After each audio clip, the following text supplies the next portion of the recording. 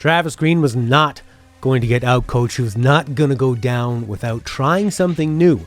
What we had seen so far is the O'Reilly line dominating, completely neutralizing Pettersson, Miller, and Besser. Not for lack of effort, but they just were not getting it done. We were seeing Miller making uncharacteristic bobbles with the puck. We were seeing Pettersson just not able to execute anything. We were seeing Besser with all kinds of momentum and effort, but he really was not getting any shots off. He did not look dangerous. We bring in Gaudette. This is something I wanted to see. McEwen, I like his toughness. He's big, but he looked lost out there, and he was getting lost when St. Louis was tilting the ice. He wasn't a guy that was helping you bring that momentum back. He was, in fact, losing it faster. Gaudette came in, and immediately, he didn't play a lot throughout the game, but you noticed him almost every time he was out there because he was helping the Canucks with that breakout. He was a steady hand who could grab the puck, who could go. The guy's fast, he has good compete, he makes great passes, and he was dangerous. And he's not going to be going against the greatest defensive competition. Sure, St. Louis is a deep team, but if everybody's keying in on whatever line Pettersson and Horvat are on and looking out for Hughes, then Gaudette is going to have a chance to shine, and it was fantastic. It helped keep the momentum going. I love the move to bring in Gaudette. Jake Virtanen getting more of a chance. This is really interesting because a lot of people have criticized Jake throughout the year. The guy had 18 goals in a shortened season. He's been inconsistent. He frustrates people because he's big, he's fast, but he's not mean. He's not inherently somebody who wants to go out there and be a jerk. Like you see these guys on the Blues. Bill Burr recently said in his podcast, no team in the NHL needs a punch in the face more than the Blues. Every time I see Dunn on the Blues, when he takes a penalty and he makes that little face, I just want somebody to punch him.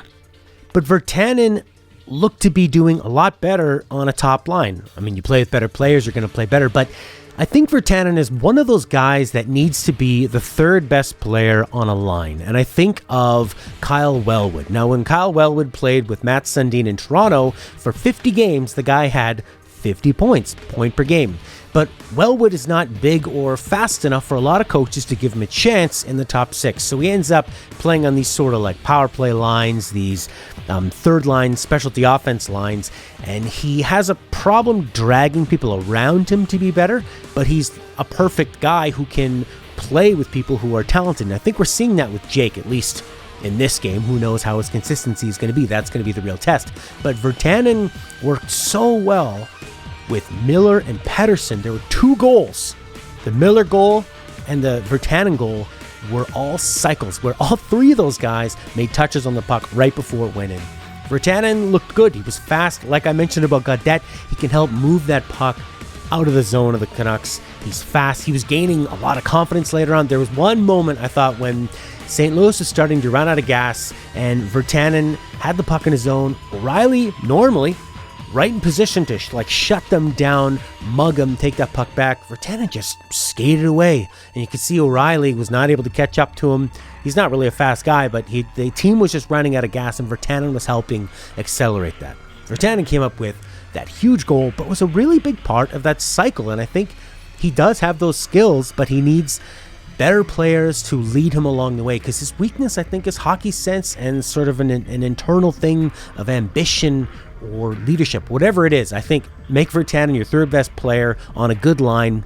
If you can get the guy at a cheap enough contract and he can chip in those goals, he could be a valuable member on a line. Pettersson not on the first line. We saw Horvat up on the top. I thought this was a bit strange. I thought, well, Pettersson's not going to be able to do much with Eriksson. I mean, Pearson's great, but he's not really, I think, Pettersson's type of player. He's a little more hard-nosed, a little more north-south. I love Pearson, but I just thought he works so much better with Horvat. Besser works great with Horvat. Eriksson's the guy that should be down, and that's what we saw Travis Green do. Now, this is a team that saw Willie Desjardins struggle with the Canucks and not change a thing. You knew what was the next line coming out. You knew who was going to be on it. We saw so many different combinations. We saw Besser dropping down. Virtanen was up. Gaudette was up. I mean, I think even my man, Tyler Mott, our son in Vancouver, Tyler Mott, the next Burrows, was flying up high in the top wings. And this is what we needed, and Travis Green showed that you need to shake it up. St. Louis, what we're seeing is that they have this dominant O'Reilly line, and they have some depth, but we really saw in this game that they were either letting their foot off the gas or they just weren't really having the support from any other line that didn't have O'Reilly on it. The nice thing about having Pettersson on a different line is that, he's young, he's fantastic. He's going to be a real special player. He already is a special player and he has room to grow. But to give him the responsibility of you're the number one center and you're in a playoff series against the St. Louis Blues, defending Stanley Cup champions, you're going to be facing O'Reilly every minute of the night. You're out there. Good luck. This guy needs a bit of a break. That's why I'm saying put him on the left wing or something, let Miller take a bit more responsibility, or do what Travis Green did, which is way smarter than what I suggested. Switch it up a bit. Kind of confuse Berube. What line should they be keying on? And it worked to perfection, and they ended up getting in a groove with Virtanen and Miller and Pettersson. My hat's off to Green. I'm really looking forward to what he's going to be doing for the rest of the playoffs. Tyler Motte. This postseason, I've always liked what Motte brings because he is very responsible, he's fast, he can kill penalties, but what I noticed about him is the same thing we all saw in Burrows and Kessler, is that even though they were these bottom six penalty killing guys with hustle and blah blah energy, they play with heart, which is great, but they have poise. And especially when the Canucks were getting caved in by the Blues, when the ice is tilted, all your generic cliche terms, but when you see that the Blues are dominating and you're just begging for somebody to hold on to the puck in the Canucks zone for that extra half a second and make a smart play, Motte was always doing that. And then I noticed he started going to these more dangerous areas. He was getting a little more confident and he was a little more exploratory and looking for offense, but not in a way that's putting himself out of position, because he's a defensively sound, responsible guy that we love on that fourth and third line. But we saw it tonight when the moment hit. The guy saw that stick break right when the Canucks needed something and he raced down. This was Pietrangelo. I mean, Pietrangelo without a stick, but this isn't some schlub. This is their top defenseman. And he pulls that nifty little move on a guy with no stick. Makes it look easy. Bam! Stuns Allen. Hits him on the side. What a beautiful goal. And then later on, the Canucks are flying. Virtanen has just tied it up. Sutter, I love the way Sutter moves. He just moves at his own pace. He's not that fast, but he slows everything down around him, kind of like Lemieux does. That'll be the last time I ever compare Sutter to Lemieux. But Sutter saw what was happening. He has great chemistry with Motte, this new third line. And he did that little chip pass. Motte blows past two Blues, one more Blue on the other side. There's three Blues around him. Blows past them all. I got out of my chair. I thought, here we go, baby. Could he do it again? And he did. What a beautiful shot. I love Motte. I'm going to buy a Motte jersey. This guy's the next Burrows. This guy is going to be a great piece on the Canucks. These are the kind of guys you need. Look, when the New Jersey Devils won the Stanley Cup in the year 2000, Alexander McGillney, my favorite hockey player, was on that team. And the guy scored 4 goals. And there were 4 important goals. All those goals are important. Little guys like Sergei Brylin, whatever. But you have to have these other guys scoring goals. It's not going to be your top people all the time. Look back when the Pittsburgh Penguins won their first Stanley Cup with the Sidney Crosby team. Who scored the goals in the final game? Was it Crosby? Was it Malkin? No, it was Maxime Talbot. I look forward to seeing Motte score that Stanley Cup winning goal. I'm sure you've heard a lot of people describe Tyler Motte and many other players as having a lot of heart. Oh, they really give it their all. It's a lot of effort. And yeah, he does. But basically every player in the NHL gives an incredible amount of effort. It's a tough league. It goes beyond that. I think you're really shortchanging a player to say, oh, he's great because he really gives it all. No. Look, I mentioned this before, and I'm sure you've seen it a lot of times. You know when that fourth line, grinding line, I'm not like with no skill, their job is to go out there and hit people, and all of a sudden they come up with the puck in the offensive zone, and you can see them, they're really excited, and they're just skating around, and they're like skating into each other, and they don't really properly know how to like cycle or be patient or go to the right spots and create that movement. They're skating as hard as they can, they're putting all that effort into it, but they're not really getting anything done. It's nothing really dangerous.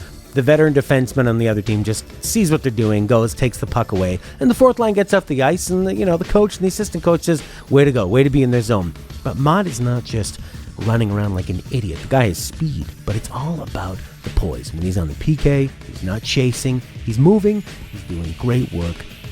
Don't shortchange Motte by saying He's just an effort guy. The guy's got poise. The guy's got skill. And he helped them win that game. He won the game. Game-winning goal. Of course, we got to talk about Markstrom. Everyone is saying, the game would have been 5-6-1. I mean, it would have been real bad. The Blues, after the Canucks started off great, another first period where they start off great, the Blues are just these slow starters, man. But after they're done hitting their snooze alarm a few times, they start establishing dominance, and they scored some backbreaker goals on the Canucks after the Canucks' first opening one. It was looking bad, and Markstrom made save after save. Of course, there was the ridiculous one that knocked off the linesman in empty net, and that player rifled it in. He was not going to make a mistake, and Markstrom just flew his body. There were so many times the guy made huge stops on like second, third chances, staying hard. Those are big Blues forwards around you trying to bash that puck into the net, and he was rock solid. It seemed like the more frazzled the Canucks got, the more he calmed them down. And Markstrom can be a very sort of emotional, in-your-face goalie, but I think he was a real leader out there. He totally stole that game in the middle of it, where I think he wore the Blues down, where they just realized, like, we're not going to be able to score on this guy. Let's take our foot off the gas a bit and just try to coast out with this lead that we have. And that was their big mistake. We got to talk about this Miller goal. The Canucks are down 3-1. You can feel the team tightening up. They were excited with that first goal lead. Blues came back 1, 2, 3. 3 goals in a row. It was looking rough. The Canucks were not playing very well. Miller and Virtanen and Pettersson go out there. It's starting to look a little good. They get that cycle going. Miller takes the puck around and just jams that puck through. Probably could have been a whistle on another day. But what I liked about it is that when Miller put that in, he turned around and he had a terrifying look of determination. He said, yes! And Horvat is the captain of the team, but Miller is the heart of the team. Miller told that team, I don't care if you guys are feeling sorry for yourselves right now and you think that the Blues are these big bullies that we can't beat and they're the defending champions and we're these upstarts who were in the basement of the league the last couple of years. Miller's on this team right now, and they are going to do whatever it takes to put that puck in the net. It wasn't a pretty goal. It wasn't a dipsy-do. It wasn't a little tic-tac-toe one-timer. It was a brute force, absolute will, leadership goal that gets your team going, and Miller made that happen. Those are my biggest takeaways in the game. Let me know yours. Can't wait for the next one. Bye for now.